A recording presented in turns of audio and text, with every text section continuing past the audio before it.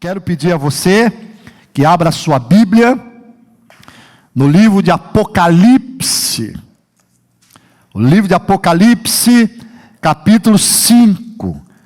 Eu quero aqui agradecer, os irmãos têm compartilhado as mensagens que estão no YouTube, não é? 2 mensagens que nós pregamos. A minha vida, a minha história está nas mãos de Deus, né? Ele está no trono. Então, compartilhe mesmo, né? Uma outra, acho que foi, nós usamos um termo, aceite a graça para não ter que enfrentar o juízo, firmado também aqui no capítulo 4 de Apocalipse. Então, vale a pena. Eu quero aqui retomar mais uma vez o capítulo 5, porque domingo eu não preguei, nem de manhã nem à noite, e a gente quer pegar essa sequência aqui, tá bom? Então, abra sua Bíblia aí, Apocalipse capítulo 5, ali estava ministrando aqui, ele vem, você crê nisso? Você está esperando o arrebatamento da igreja? Você está aguardando isso? Eu tenho estudado Apocalipse nesses dias, e é muito interessante. Apocalipse, ele é interpretativo, né? Tem as linhas teológicas, que interpreta, tem os pré-tribulacionistas, tem os médios, aqueles que acham que o arrebatamento da igreja se acontecerá no meio da tribulação, tem os pós. Gente, então, eu não quero entrar nesta linha. O que eu quero dizer para a igreja é o seguinte: se prepare. Se Jesus for arrebatar a sua igreja antes da tribulação, glória a Deus. Se for no meio da tribulação, glória a Deus. Se for após a tribulação, glória a Deus. O que nós precisamos é estar preparados. Essa é a verdade. Até porque a gente pode ir a Cristo muito antes, não é? Então, é isso que nós queremos. E quando você começa a ler assim a palavra do Senhor, você se encanta, eu me encanto, e nós vamos estar falando sobre isso nesses dias, é de ver a soberania do Deus eterno. Eu tenho entendido que o livro de Apocalipse não é para eu ter medo, não é para você ter medo. O livro do Apocalipse, ele mostra a vitória do povo de Deus, a vitória da igreja. Mostra, na verdade, que há um Deus que está no controle de tudo e de todas as coisas. É impressionante, gente. Só para você pensar um pouquinho, eu vou voltar para o capítulo 5, mas quando você vai no capítulo 6, por exemplo, você vai ver assim, umas coisas lindas, né? Que acontece com a palavra do Senhor. Eu me encanto, porque quando você vai no versículo 4 do capítulo 6, eu só quero que você preste atenção nesse detalhe. O texto diz assim: e ali saiu outro cavalo que era vermelho, e ao que nele se assentava, foi-lhe dado poder para tirar a paz da terra. Foi-lhe dado poder. Eu quero só que você entenda isso. Foi-lhe dado poder. Então você percebe que só alguém que é revestido de poder é quem pode dar ao outro autoridade para agir. Então você percebe que Deus é quem dá a autoridade, Deus é quem dá o poder para que haja uma ação sobre a terra. Ou seja, Ele é aquele que controla tudo e todas as coisas. É lindo isso. Então, não tenha medo. Fique firmado com Jesus. Os últimos dias estão aí. Mas você vai entender que o Deus que nós servimos tem o controle de tudo e de todas as coisas. Bora então, ler mais uma vez o capítulo 5. Eu vi na destra do que estava assentado no trono um livro escrito por dentro e por fora, selado com 7 selos. E eu vi um forte anjo proclamando em alta voz: quem é digno de abrir o livro e romper os seus selos? E nenhum homem no céu, nem na terra, nem debaixo da terra, era capaz de abrir o livro, nem de olhar para ele. E eu chorei muito, porque nenhum homem foi achado digno de abrir e ler o livro, nem de olhar para ele.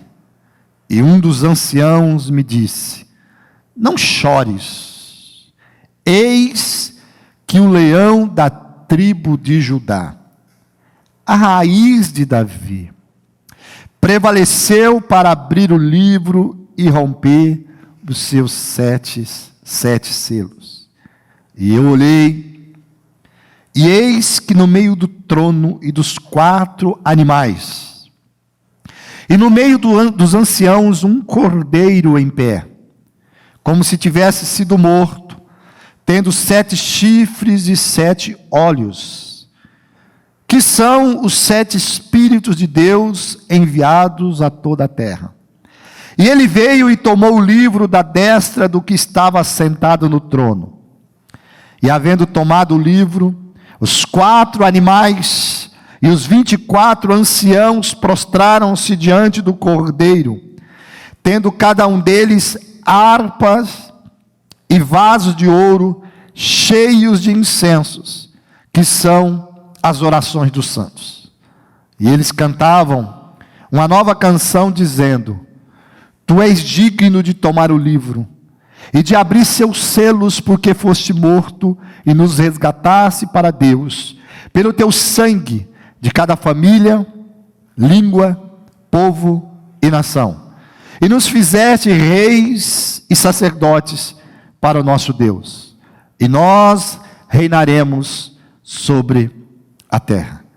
E eu olhei, e ouvi a voz de muitos anjos ao redor do trono, e dos animais, e dos anciãos, e o número deles era 10.000, vezes 10.000, e milhares de milhares, dizendo em alta voz: digno é o Cordeiro, que foi morto, de receber poder, riquezas e sabedoria, e força, e honra, e glória, e bênção.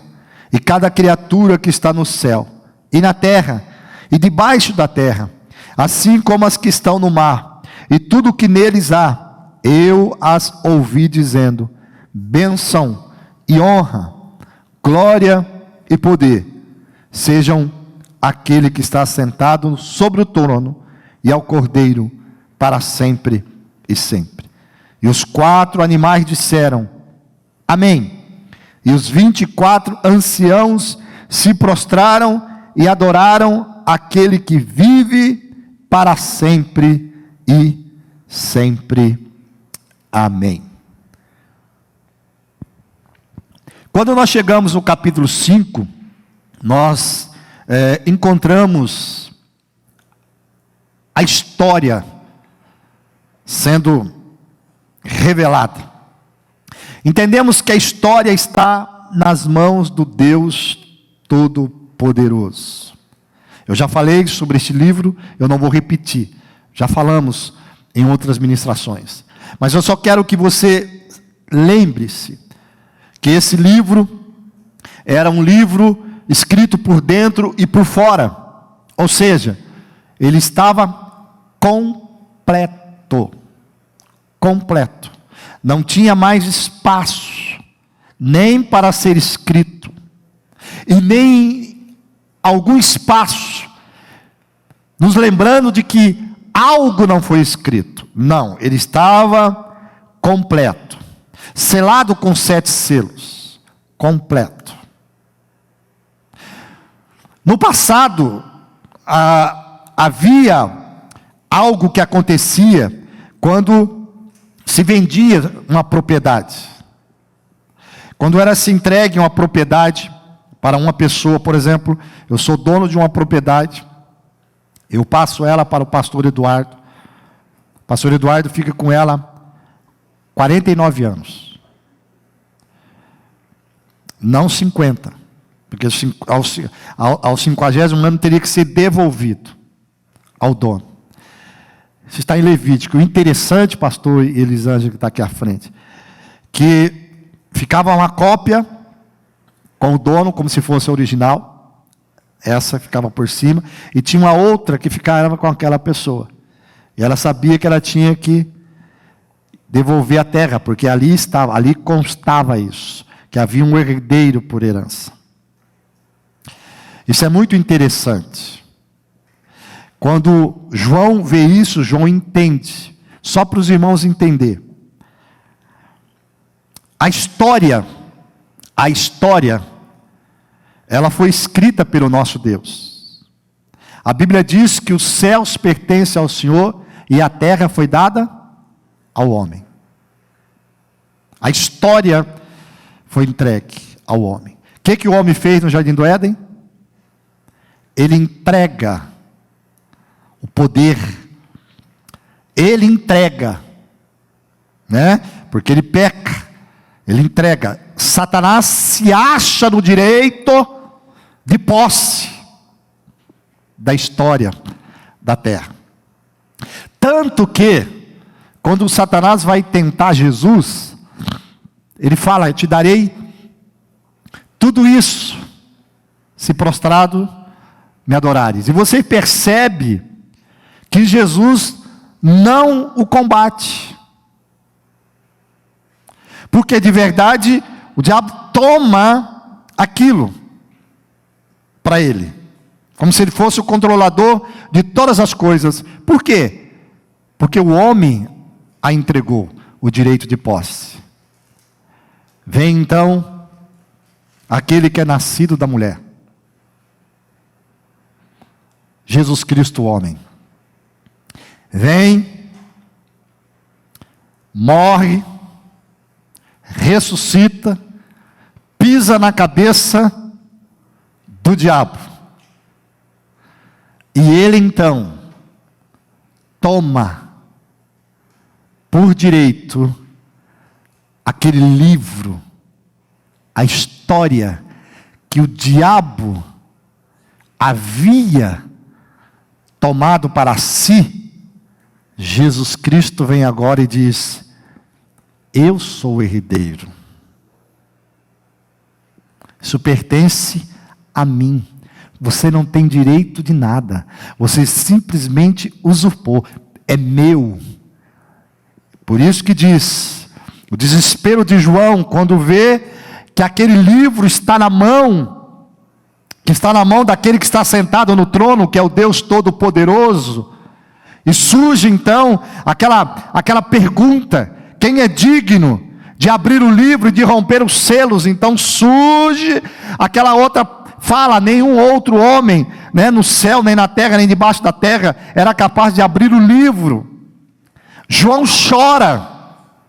João entra em desespero. Por quê? Porque João foi chamado ao céu exatamente, o capítulo 4 diz isso, exatamente porque Jesus diz: venha para cá que eu o mostrarei, você verá o que irá acontecer no futuro. E de repente tudo para. Mas de repente, enquanto João chora, alguém diz para João: não chores. Eis que o leão da tribo de Judá, a raiz de Davi, prevaleceu para abrir o livro e romper os seus 7 selos. É história, gente.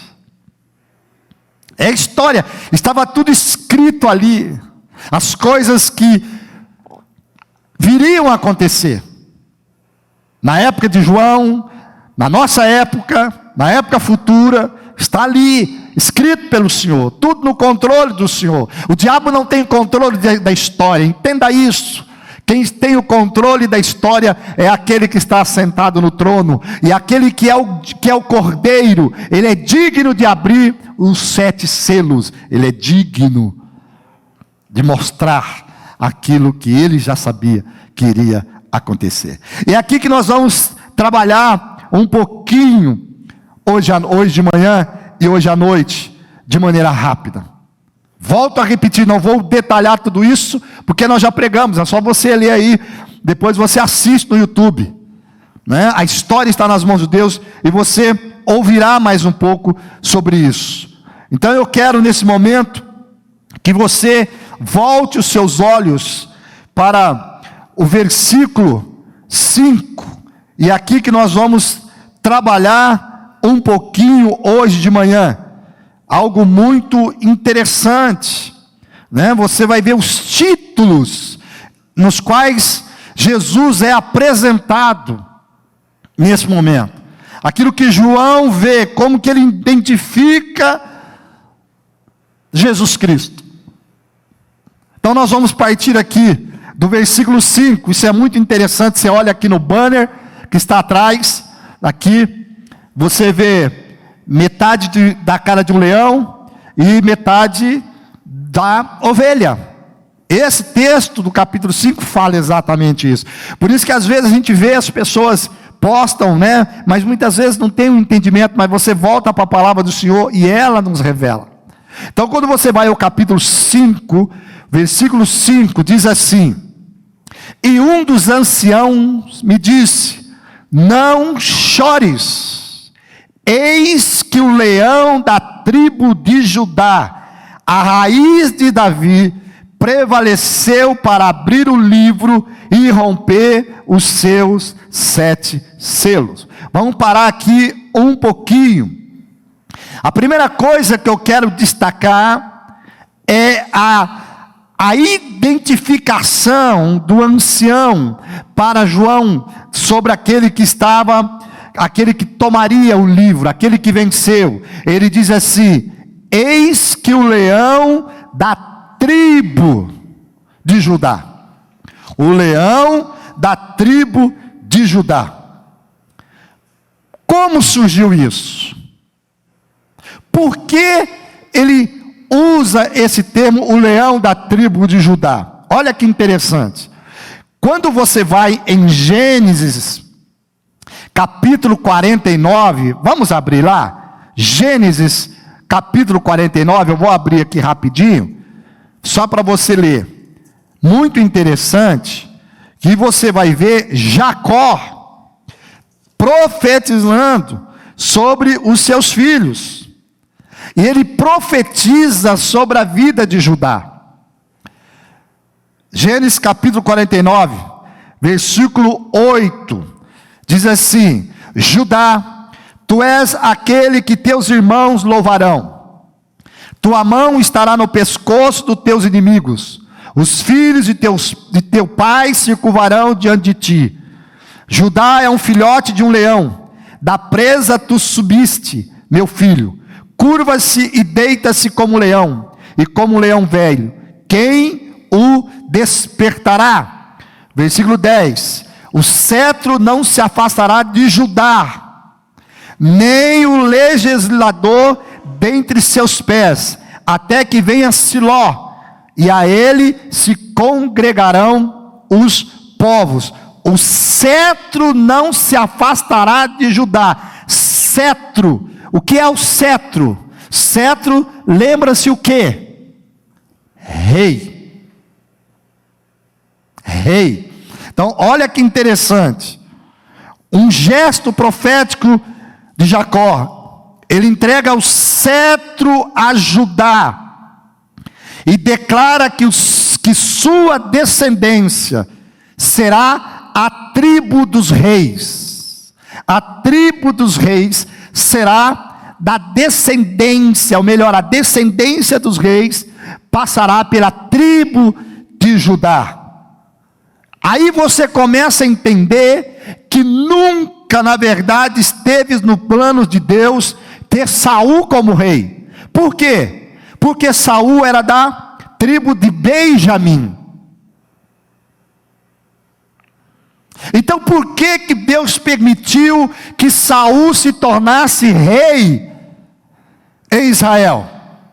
Porque na verdade Saul foi um desejo do coração do povo, porque foi o povo que queria um rei. Então Deus permite que Saul, que é da tribo de Benjamim, se tornar-se o rei de Israel, na verdade Deus permite para disciplinar o seu povo. Olha que interessante. E quem conhece a história sabe muito bem as causas de Saul sobre o povo de Israel. Saul nunca foi de verdade o rei de Israel. Medroso, né? Inconstante, imprevisível, ignorante quanto às leis do Senhor. Então, Deus usou aquele momento para disciplinar o povo de Israel. Tanto que logo depois de Saul, quem assume? Davi, que é da tribo de Judá. Da tribo de Judá. Então, olha que interessante. Leão lembra força, poder, dignidade, soberania, coragem e vitória.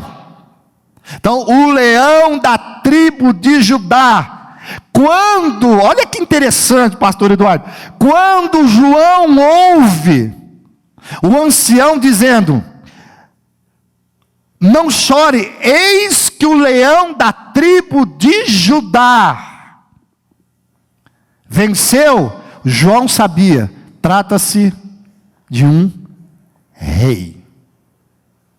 Trata-se de alguém que tem poder, porque João sabia, se é da linhagem de Judá, é rei.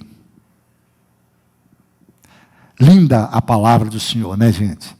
Mas outra coisa muito interessante também, é o que ele fala aqui, nesse mesmo texto, ele diz assim: a raiz de Davi. A raiz de Davi. Esses textos, que eu vou ler agora para vocês, são assim interpretados pelos judeus como textos messiânicos, que fala sobre a vinda do Messias. Quando você vai, eu não vou levá-los lá só para você entender, Isaías capítulo 11, versículo 1, diz assim: do tronco da linhagem de Jessé brotará um renovo, sim, um novo ramo que de suas raízes dará fruto. Ele está falando aqui de Jesus como homem. O Messias seria desta linhagem, da linhagem de Jessé. Agora, tanto que você encontra na Bíblia várias clamores. Por exemplo, qual foi o clamor do cego Bartimeu quando ele vê Jesus? Jesus, filho de Davi, tem compaixão de mim. Quando ele diz Jesus, filho de Davi, o cego está declarando: esse é o Messias, filho de Davi. Olha que interessante isso, né?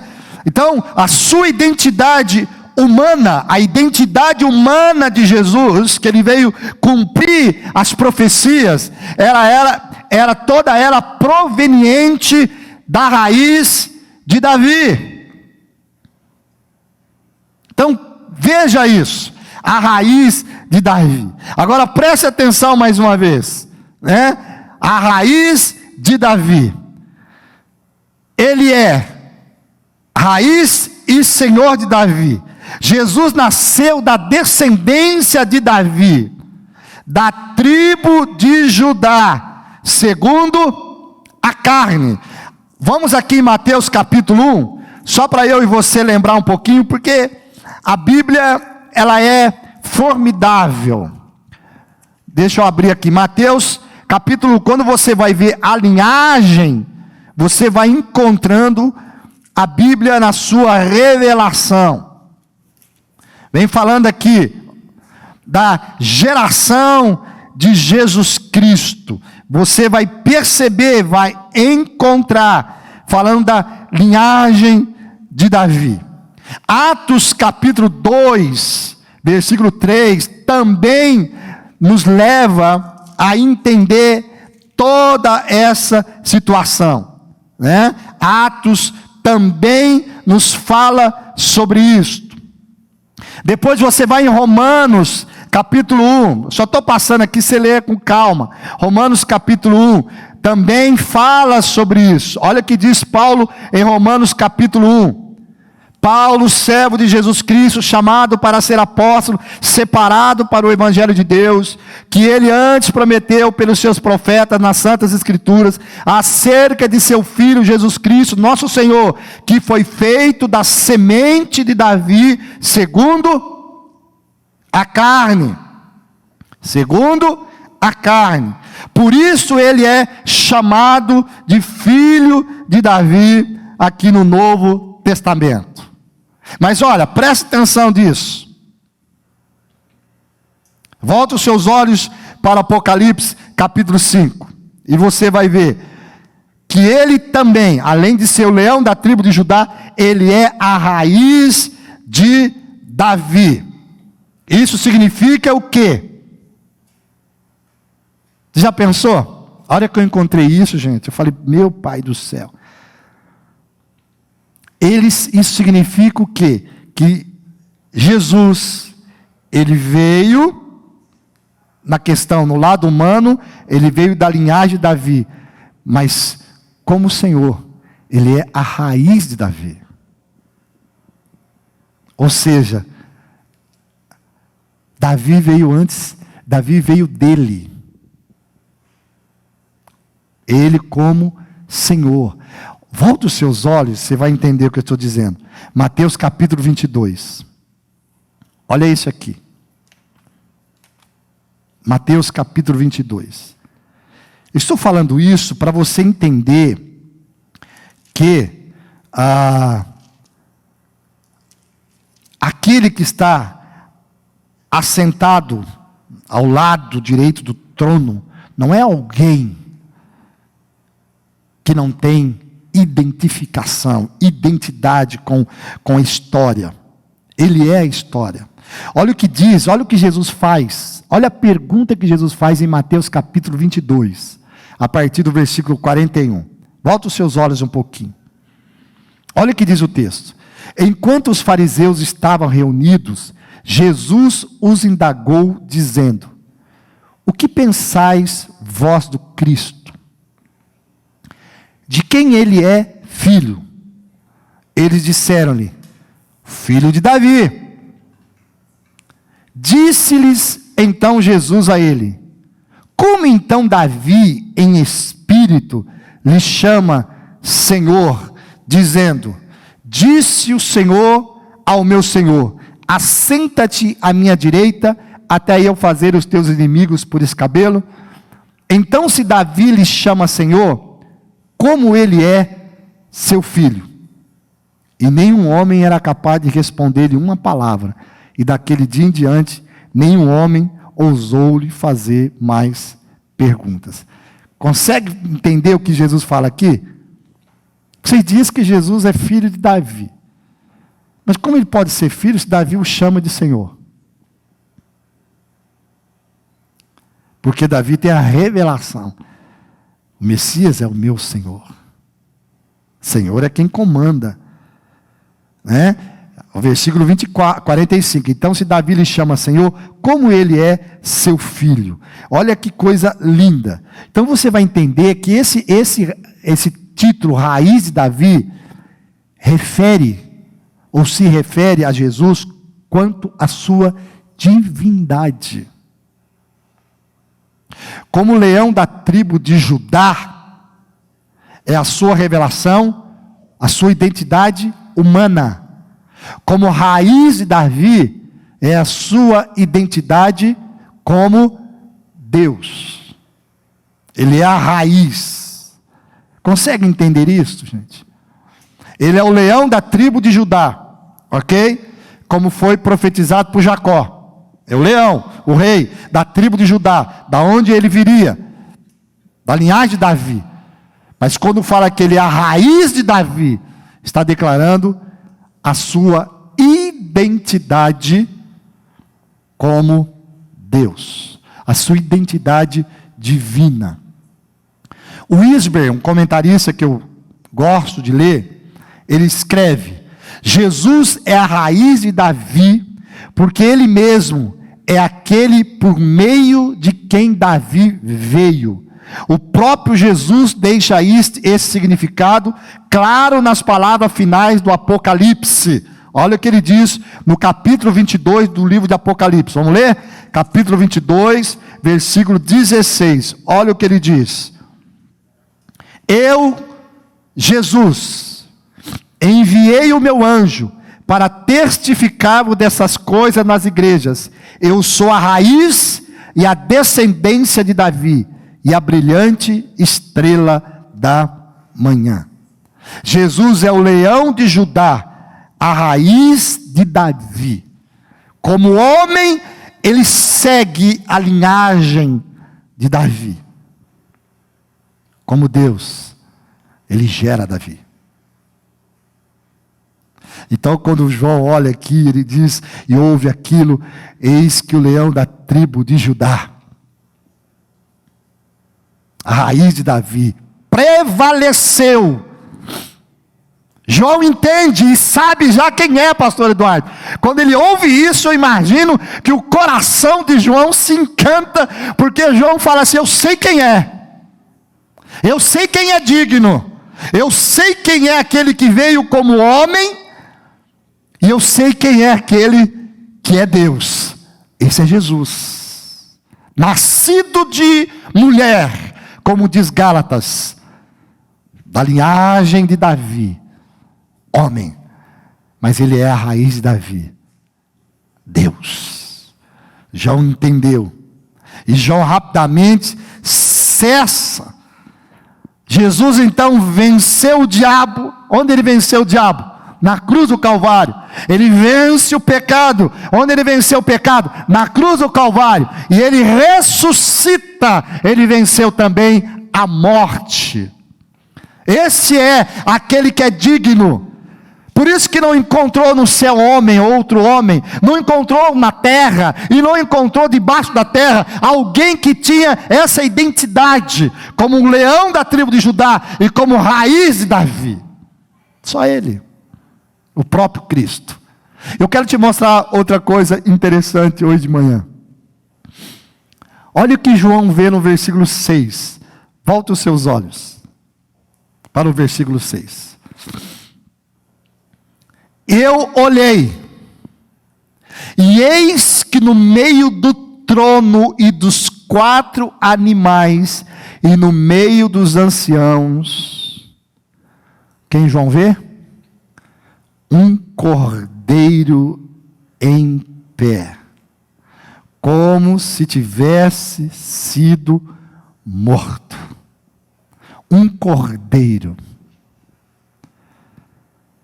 Ele ouve a voz do ancião declarando: eis que o leão da tribo de Judá, no versículo 5, a raiz de Davi prevaleceu. Mas quando ele olha, quando ele volta os seus olhos para o meio do trono, eu fico entendendo, o que eu entendo aqui? Que quando João estava ali em lágrimas, quando ele chora, é porque ele tira por um momento os olhos do trono.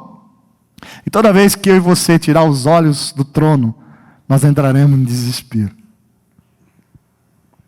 Mas quando ele ouve aquela voz dizendo: não chores, ele é o leão da tribo de Judá, a raiz de Davi. Quando ele ouve aquilo, há dentro de João um despertar, e ele mais uma vez levanta os olhos para o trono. Toda vez que você ouvir a voz do céu, levante os seus olhos para o trono, e você encontrará aquele que fala contigo. Ele volta os seus olhos para o trono, e quando ele olha para o meio do trono, no meio do trono ali, eis que no meio do trono e dos 4 animais, olha que interessante, no meio do trono, deixa eu te fazer uma pergunta: quem está sentado no trono? Deus. Os anciãos, eles estavam ao redor do trono. E os anciãos representam aqui a igreja na sua totalidade. As 12 tribos de Israel e os 12 apóstolos. A igreja do velho e a igreja do novo. Ou seja, a igreja na sua totalidade. Escute isso, gente. Há um trono. Quem está sentado no trono? O Deus soberano. Aqui estão os anciãos. E no meio, fazendo a ligação entre o trono e os anciãos, está o Cordeiro. Porque ninguém consegue chegar no trono a não ser pelo Cordeiro, pela cruz de Cristo. Ah, bendito seja Deus. Você consegue receber essa revelação na tua casa? Você não conseguirá chegar ao trono se você não passar pela cruz do Calvário. Não tem trono sem cruz. Deixa eu dizer, tudo o que Jesus conquistou na cruz do Calvário é direito nosso. O direito nosso está no trono, toda a nossa totalidade. Mas não existe direito se não passar pela cruz. Ele está, o Cordeiro de Deus está ali. Aí alguém disse assim: essa é uma das mais belas combinações de metáforas de toda a Bíblia. O comentarista diz isso. O leão do capítulo 5, versículo 5, o mesmo leão é o cordeiro. Vamos pensar um pouquinho. Ele diz assim: um cordeiro como se tivesse sido morto. Esta é a marca do Cordeiro, como se tivesse sido morto. O meu Jesus e o teu Jesus, ele tem as marcas do Calvário. O meu Jesus e o teu Jesus tem as marcas do Calvário. Não existe Jesus sem a marca do Calvário. O Calvário não o segurou. O Calvário, a morte não foi suficiente para segurá-lo. Mas não existe Jesus sem as marcas da cruz. Todo mundo quer o rei, mas ninguém quer o cordeiro. Eu fiquei pensando um pouquinho. Eu comecei a pensar: leão lembra força, poder, dignidade, soberania, coragem e vitória. O leão. Eu pensei, o forte que se fez fraco. Aí eu me lembrei de Filipenses capítulo 2. Ele esvaziou de si mesmo. Ele esvaziou de si mesmo. Ele esvazia da sua força. Ele veio como um cordeiro. Por quê? Porque qual foi a visão de Gênesis capítulo 22? Qual foi a visão que Abraão teve quando foi entregar o seu filho ao sacrifício? Jesus diz, o anjo diz: para Abraão. Eis que o Deus proverá para si um cordeiro. Percebe? Qual foi a fala de João Batista quando viu Jesus, quando ele estava com seus discípulos? João Batista viu Jesus passar e disse: eis aí o Cordeiro de Deus que tira o pecado do mundo. O leão reina. Eu acho isso lindo. O leão reina, mas quem tirou o pecado do mundo foi o Cordeiro. Nós servimos ao Rei, nós servimos ao Cordeiro, mas não é mais aquele Cordeiro. Deixa eu dizer uma coisa: esse Cordeiro que João vê, não é aquele Cordeiro manso, não. Esse Cordeiro, João diz que ele está em pé. Eu fico imaginando ele imponente. Ô gente, é o Cordeiro imponente, não é o Cordeiro machucado, não é o Cordeiro ferido, não é o Cordeiro humilhado, não, é o Cordeiro imponente, é o Cordeiro em pé, é o Cordeiro que venceu. Coisa linda. O grande que se fez pequeno. O céu conhecia o leão, A terra conheceu o Cordeiro, pois ele desceu para ser o sacrifício perfeito. Ele desceu para ser o Cordeiro de Deus, que tira o pecado do mundo. O leão se tornou o Cordeiro Pascual. Olha que interessante, pastor Eduardo. O Cordeiro se tornou o leão. Desculpa, o leão se tornou o Cordeiro. O Cordeiro volta a ser o leão. Aquele que tem todo o poder, toda a força. E quando eu vejo isso, eu falo, Senhor, escuta, gente.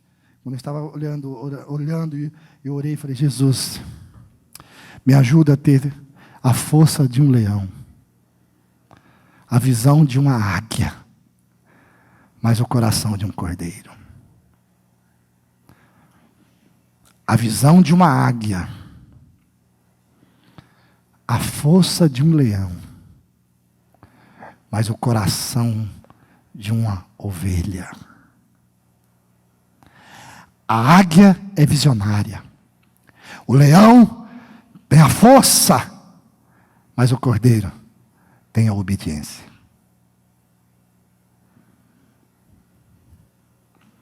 Eu não posso ser só ovelha.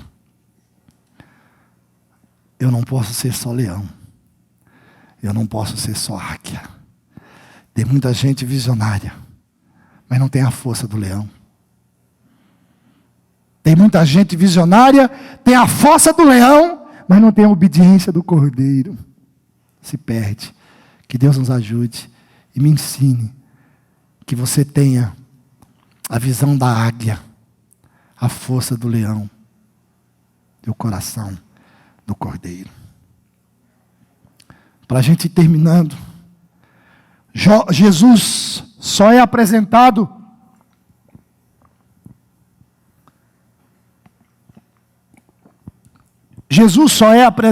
como Messias vencedor. O leão, como está nesse banner, porque antes foi Messias sofredor. Alguém disse, o Jesus vencedor é o cordeiro que foi morto. O leão de Judá não venceu mediante poder militar. Isso irá acontecer futuramente. Não para mostrar quem manda. Lá na frente, o desafio do Armagedon não é para mostrar a vitória final de Jesus, mas é para mostrar o último ato de Satanás. Pois a grande vitória de Cristo se deu na cruz do Calvário. Lá na cruz do Calvário. Eu quero ler essa vitória com você. E a gente já vai nos preparar para terminar. Capítulo 2 de Colossenses. Capítulo 2 de Colossenses diz assim. Capítulo 2, versículo 13. Quando vocês estavam mortos em pecados e na incircuncisão da sua carne, Deus os vivificou. Juntamente com Cristo, Ele nos perdoou todas as transgressões. Ele cancelou a escrita de dívida que consistia em ordenança e que nos era contrário. Ele a removeu, pregando-a na cruz. E tendo despojado os poderes e as autoridades, fez deles um espetáculo público, triunfando sobre eles na cruz. Aqui acontece algo muito lindo. O leão é transformado em um cordeiro, que se torna o cordeiro pascual, sacrificado, e que é novamente transformado no cordeiro vencedor. Na cruz do Calvário, o cordeiro venceu. Coisa linda. O leão da tribo de Judá, a raiz de Davi, o cordeiro de Deus. Observe, gente, para nós terminarmos, concluir. Observe o que esse cordeiro possui. Versículo 6. Odu, por favor, me dá um pouquinho mais de retorno aqui para mim. Olha o versículo 6. O número 7 aqui, olha que ele tem. Olha que esse cordeiro tem. 7 chifres, 7 olhos e os 7 Espíritos de Deus. O que são isso? 7 chifres, 7 olhos. Você sabe muito bem que o número 7 significa perfeição, completo. Alguém disse que os 7 chifres representa o poder perfeito. 7 olhos, sabedoria perfeita. 7 espírito, presença perfeita. Podemos destacar que essas qualidades são as qualidades da onipotência, onisciência e onipresença. Sendo assim, esses são os 3 atributos de Deus. Coisa linda. Esse Cordeiro aqui é o próprio Cristo. Cordeiro que venceu. O Deus Todo-Poderoso. 7 chifres, poder perfeito. 7 olhos, sabedoria perfeita. 7 espíritos, presença perfeita. Os atributos da Trindade. O Cordeiro é nada mais, nada menos do que o Deus Filho, Cristo Jesus. Por isto é que Ele é adorado. Por isto Ele é adorado. Não se adora a criatura. Eu vou terminar aqui, tá, gente? Não se adora a criatura. Sei que o Edson está seguindo aí, está entendendo, Edson? Não se adora a criatura. Se adora o Criador. Você vai perceber no versículo que Ele é adorado. Olha o que diz o versículo 8. E havendo tomado o livro, os 4 animais e os 24 anciãos prostraram-se diante do Cordeiro. Cordeiro, letra C, maiúsculo. Tendo cada um deles harpas e vasos de ouro cheios de incensos, que são as orações dos santos. E eles cantavam uma nova canção, dizendo: Tu és digno de tomar o livro e de abrir seus selos, porque foste morto e nos resgataste para Deus, pelo teu sangue, de cada família, língua, povo e nação. E nos fizestes rei. Eu acho isso lindo. O que eu entendo aqui? Para a gente concluir. Nesse versículo 9 e versículo 10. Olha isso. Tu és digno de tomar o livro e de abrir seus selos, porque foste morto e nos resgatastes para Deus pelo teu sangue. Está falando de quem? Do Cordeiro. Nos resgataste para Deus pelo teu sangue, de cada família, língua, povo e nação. Cordeiro. Gente, guarde isso. Olha como a palavra é linda. Aqui fala-se do Cordeiro. Agora, olha o que ele diz no versículo 10. E nos fizestes reis. Reis. Sacerdotes para o nosso Deus. E nós reinaremos sobre a terra. Aqui está falando de quem? Do leão. Aquele que nos faz rei. Como cordeiro, ele nos compra. Como rei, ele nos faz assentar no trono. Coisa linda, coisa impressionante. E eu quero concluir, lembrando você, de onde está o Cordeiro. Onde está o Cordeiro do Apocalipse? O Cordeiro do Apocalipse não está na manjedoura. O Cordeiro do Apocalipse não está na cruz. O Cordeiro do Apocalipse não está em Jerusalém. O Cordeiro do Apocalipse não está no sepulcro. O Cordeiro do Apocalipse, ele está no céu. Ele não está na cruz. Olha para os teus olhos, abre os teus olhos. O Cordeiro de Deus não está na cruz. Ele não está mais no Calvário. Ele não está em Jerusalém. Ele está no céu. João o vê no céu. Ele venceu. Que grande alegria. Ele venceu. Ele foi exaltado. O grupo de louvor pode chegar. Ele foi-lhe dado um nome que está acima de todo nome, cujo todo joelho e toda língua na terra ou debaixo da terra declarará que Jesus Cristo é o Senhor. Devemos lembrar algo simples, mas muito importante. Lembre-se, o Cordeiro dócil e manso hoje está no céu, controlando tudo e todas as coisas. Eu vou repetir. O Cordeiro dócil hoje está sentado no trono, controlando tudo e todas as coisas. E a Bíblia diz em Apocalipse que em breve chegará o dia da ira do Cordeiro. Cuidado.